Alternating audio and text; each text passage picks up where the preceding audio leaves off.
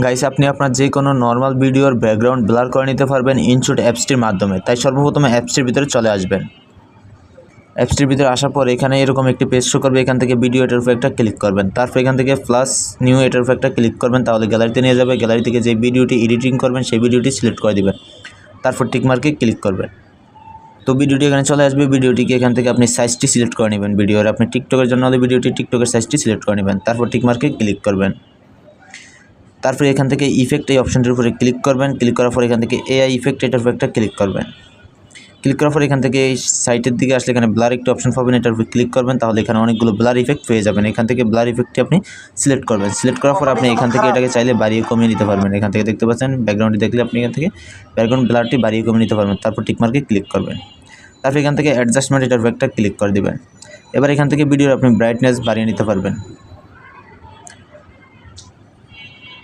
Brightness এখান থেকে বাড়িয়ে নেবেন, তারপর এখান থেকে টিকমার্কে ক্লিক করবেন। তারপর এখান থেকে যে ব্লারটি আপনি দিয়েছেন ব্লারটি কতটুকু রাখবেন এটা এখান থেকে এভাবে কম্প্রোমাইজ করে নিতে পারবেন। তো এখানে আমি ফুল ভিডিওটি দিয়ে দিলাম। তারপর এখান থেকে টিকমার্কে ক্লিক করবেন। তারপর ভিডিওর শুরু দিকে চলে আসবেন। তারপর এবার দেখতে পাচ্ছেন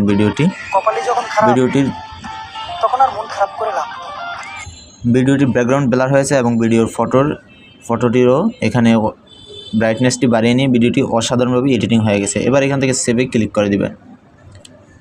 সেভে ক্লিক করার পর আবারও সেভে ক্লিক করবেন, তাহলে এই ভিডিওটি আপনার গ্যালারিতে সেভ হয়ে যাবে।